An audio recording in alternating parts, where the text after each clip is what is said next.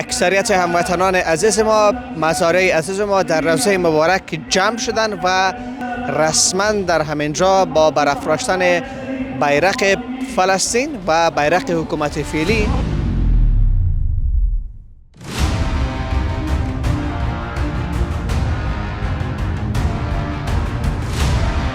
با یک تن از هموطنان عزیز ما هستم که بیرق فلسطین همین لحظه در دستش است. ای که به خاطر چی آمده از خودشان پرسان میکنم. روزانه که میبینیم 20 تا 30 تا که تقریبا یک سال شده 70,000 نفر شهید دادن.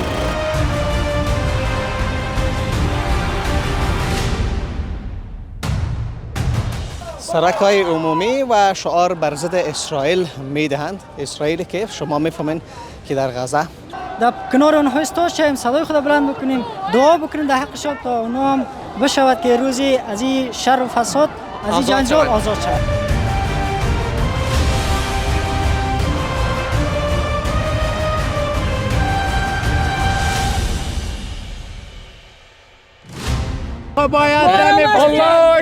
کلش از احساس پاک مردم مسلمان ما هستند. بسیار زیاد تشکر. سلامت باشین. لبیک یا اقصا، لبیک یا اقصا، فلسطین آزاد خواهد شد ان شاء الله.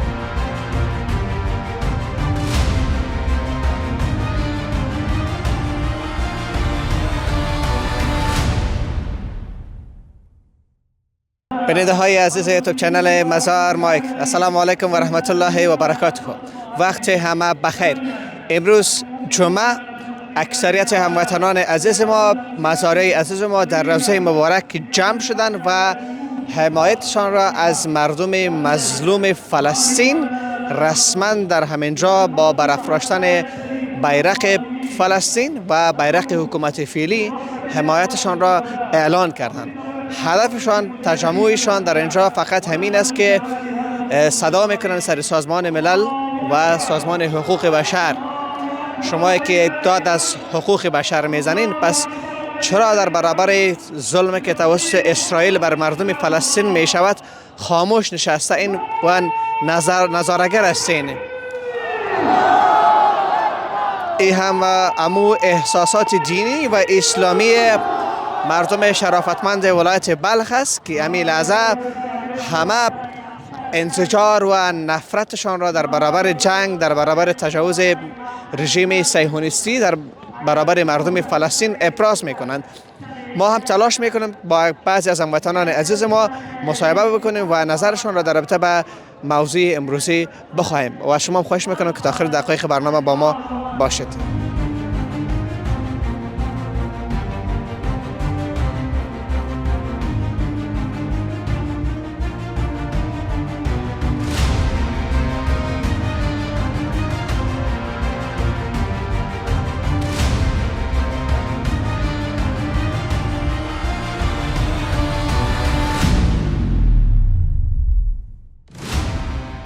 با یک تن از هموطنان عزیز ما هستم که بیرق فلسطین همین لحظه در دستش است. ای که به خاطر چی آمده از خودشان پرسان میکنم. السلام علیکم. علیکم السلام. چه حال دارین؟ الحمدلله. خوب هستین؟ بخیر صحتمند؟ شکر، سلامت و بخیر. خانابتون، نامتان؟ عبدالباعث همت. همت صاحب از کجا هستین؟ ما از پروان هستیم، فعلا در مزار شریف محصل هستیم و امروز در این محصل کدام پانزه؟ محصل پانزه فارمسی هستیم. فارمسی؟ بله. امروز در روضه مبارک به خاطر کدام هدف آمدین؟ امروز معلوم دار است که تمام مسلمانای شهر مزار شریف در یک مسجد جمع شدن، نماز جمعه را با هم ادا کردیم. خداوند قبول و بگرداند. هدف ما است که برادرای مسلمان ما که در فلسطین هستند، خواهرای ما هستند، مادرای ما هستند، اونا دچار مشکل هستند، اونا تحت حمله اسرائیل هستند و اینجا ما جمع شدیم تا اگر خود ما نمیتونیم اونجا برسیم در امروی اونا کمک بکنیم یا حکومت ما اونجا بره، میتونیم صدای خود بلند بکنیم، با خود پیام ارسال بکنیم به سازمان ملل، به کشورهای دیگه، کشورهای اسلامی و همچنان در خصوصا سازمان حقوق بشر زمانی که حرف از حقوق بشر میزنه، چرا در برابر همچین یک جنسایتی که در غزه همین لحظه جریان دارد سکوت اختیار کرده است؟ خب بیشتر دیگه امو دادس اختیار دادس اونا هستند دیگه. اسرائیل از خودشان است و دیگه خود ما یهود هستند دیگه، سران کشور هستند. همیشه ظلم کرده. بله، همیشه ظلم کرده و تا که بتونه ظلم میکنه دیگه. کوشش ما است که در کنار اونها ایستادیم، صدای خود بلند بکنیم، دعا بکنیم در حقشان تا اونها هم بشود که روزی از این شر و فساد، از این جنجال آزاد شود. خانه آباد، بسیار زیاد تشکر. سلامت باشین. بخیر باشین. بخیر باشین.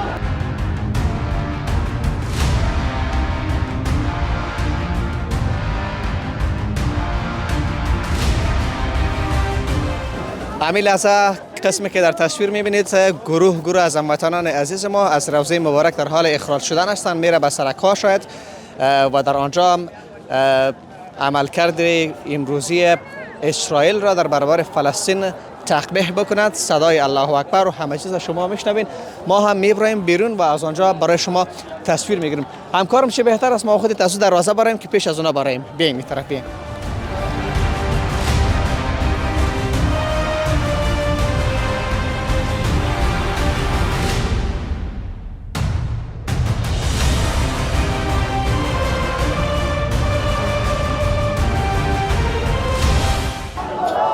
همین لحظه از دروازه هموطنان عزیز ما میرن به طرف سرک‌های عمومی و شعار بر ضد اسرائیل میدهند. اسرائیل که شما میفهمین که در غزه خصوصا در این روزهای اخیر حتی بر کمک‌هایی که توزیع میشه چی وضعیت را به بار آورده. ما هم میریم از احساسات از اونا، از شور و هیجان از اونا هم چند تصویر میگیریم.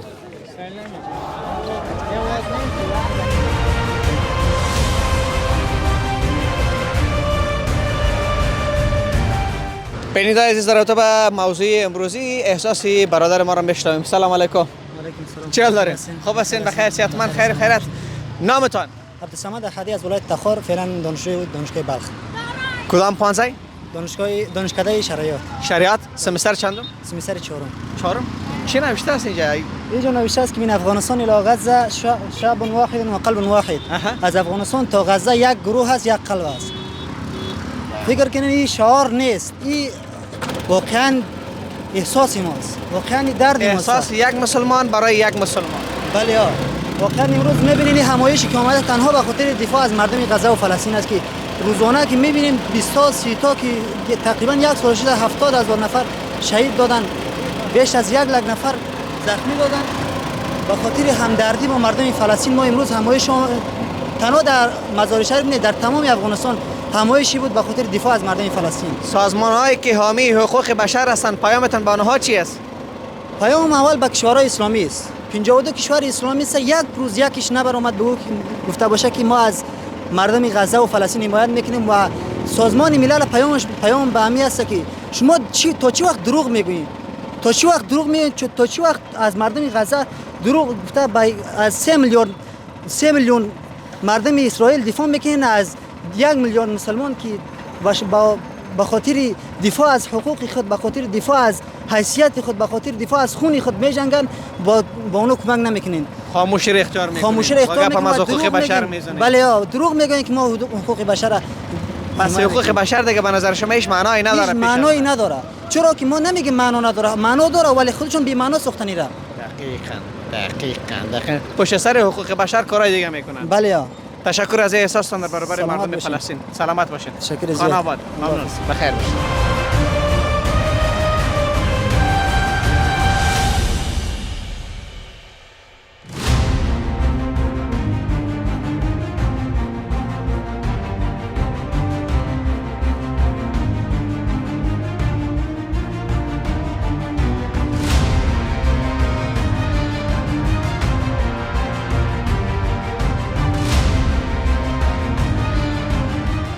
نظر یک هموطن دیگر ما را میگیریم که اینا چه احساس دارن. سلام علیکم. سلام علیکم. ستړی مسی. څنګه جوړه په خیر یې؟ شکر الحمدلله. نامتان؟ الهام الدین. الهام جان از مزار شریف هستی؟ بله از مزار. متعلم محصل. متعلم هستم. صنف چند؟ صنف 11. 11؟ بله. امروز این که اکثریت هموطنان عزیز ما در شهر مزار شریف برآمده بودن. میفهمی به خاطر چی برآمده بودن؟ بله به خاطر تظاهرات، به خاطر میانجیگری، به خاطر برادری برای مردم اهل فلسطین و غزه. از وضعیتشان خبر داره که چی وضعیت جریان داره؟ بله تحت بمباردهای اسرائیل غاصب قرار دارند. پیامت به سازمان‌هایی که گپ از حقوق بشر میزنه ولی در برابر همچین جنوساید سکوت اختیار کردن. منیس یک جوان چی است؟ حقوق بشر که امروز میگیم زعمایشان همون یهود نصاراست که امروز اونا فقط یک شعار میدهد و امروز همون یهود نصارا همون زعماش خود اسرائیل است و هیچگاه نمیخواهد که مردم فلسطین یا مردم مسلمان در امن و امنیت باشد و اونا دیگه حالا یک سازمان است اما هیچ کاری را نمیکنه به خاطر مسلمان ها. پشت سرش کارهای دیگه انجام بله. تشکر از احساستان برادر. سلامت باشین. خانه آباد. ممنون. بخیر باشین.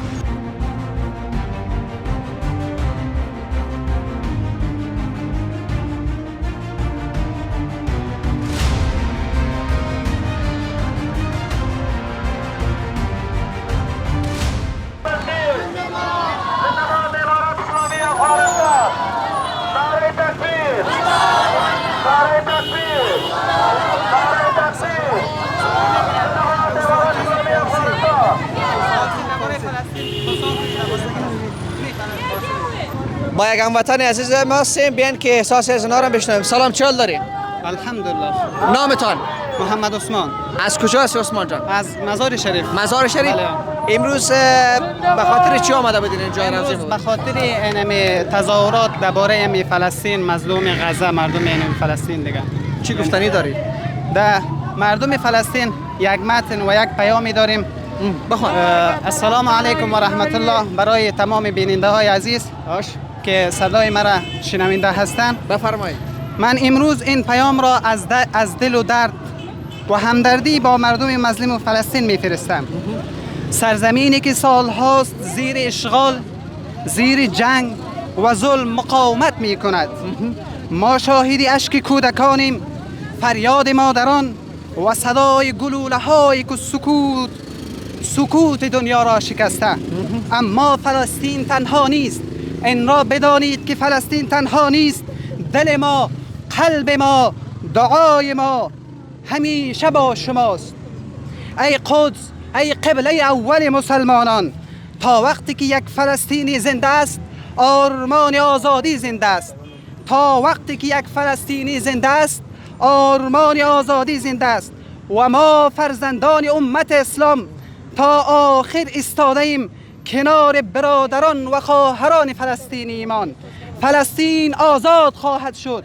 فلسطین آزاد خواهد شد ان شاء الله.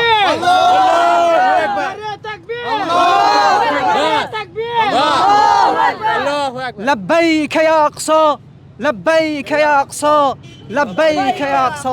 فلسطین آزاد خواهد شد ان شاء الله. ان شاء الله. بیا ما طرفدارای فلسطین هستیم. بیا که اینا چیزی گفتنی دارن. سلام علیکم، چی حال دارین؟ علیکم السلام. نام شما؟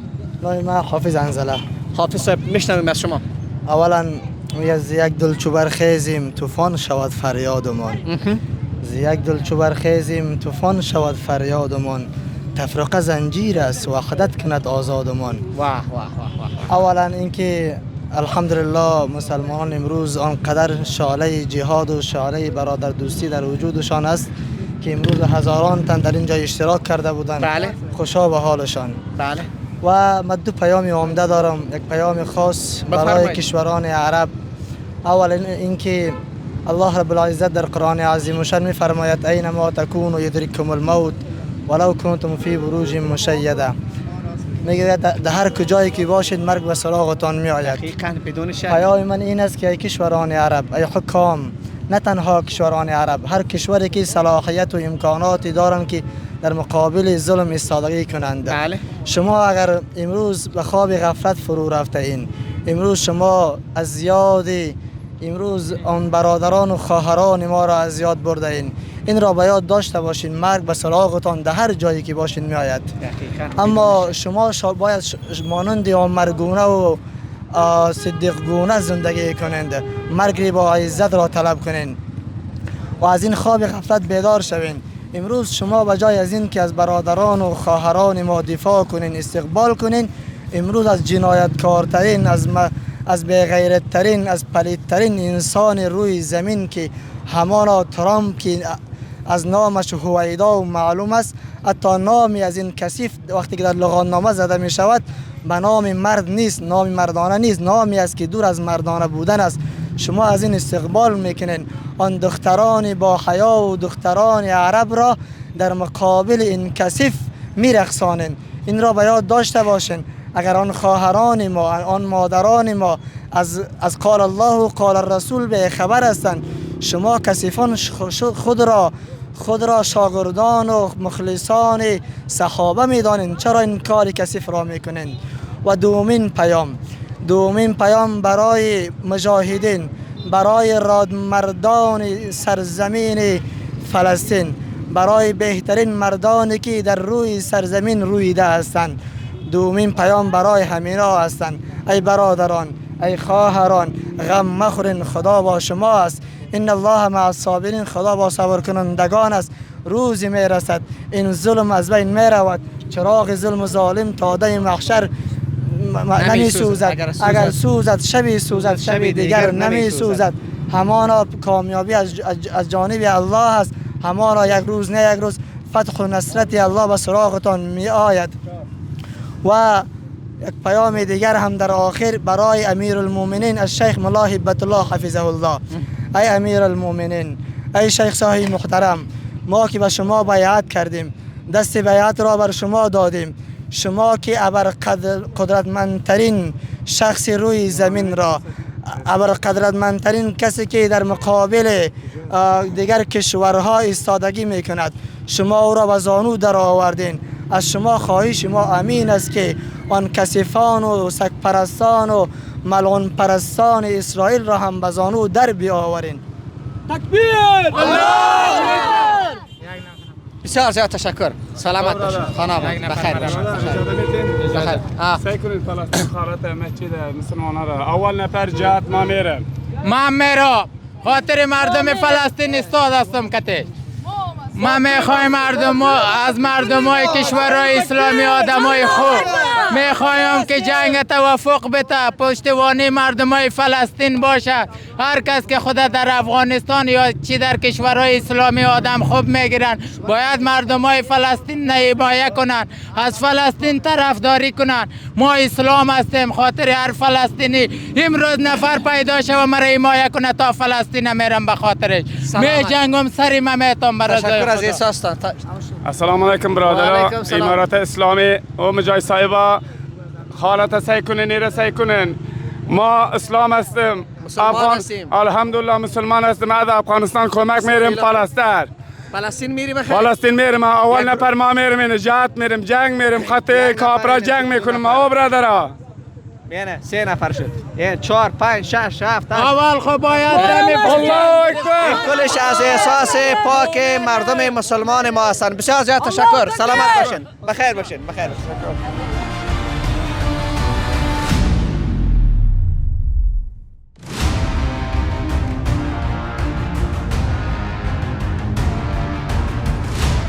در روضه مبارک واقعا امروز خیلی از هموطنان عزیز ما آمده بودن، خیلی زیاد. ما حتی نتونستیم که امروزشان مصاحبه بکنیم از بس که خیلی زیاد بودن و از هر دروازه بار آمدن رفتن. ما یک دویدیم، یک خود داخل دروازه هم بند ماندیم. یک محترم امیل از او طرف رفته رو هستن، همکارم میشه که تصویر از او را بگیری. یک موتر است بله ها.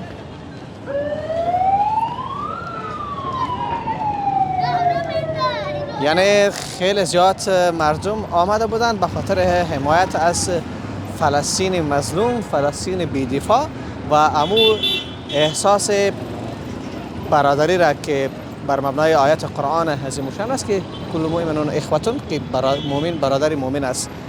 اینا احساس هم راضی و همدردی کردن و ما هم تلاش کردیم که در همچین شرایط که خیلی هجوم هموطنان عزیز ما ازدحامش خیلی زیاد بود، اما پیام خود همراهشان شریک بسازیم. تشکر میکنم از حوصله‌مندی شما. محترم دور میخوره، تصویر از او بگیر. بعد از ختم اون تصویر باز با هموطنان عزیز ما حتما خداحافظی میکنم. امروز پس هوا دیگه یک ذره گرم شد، ما هم زیاد دویدیم، فکر میکنم که یک ذره خسته شدیم. به هر صورت آن محترم آمد، محترم شورالی است دیگه، محترم مردم است. تا برنامه بعدی که من حیات الله ساغزی در خدمت شما قرار میگیرم. همه شما را به خداوند یکتا و به همتا میسپارم. خداوند حافظتان.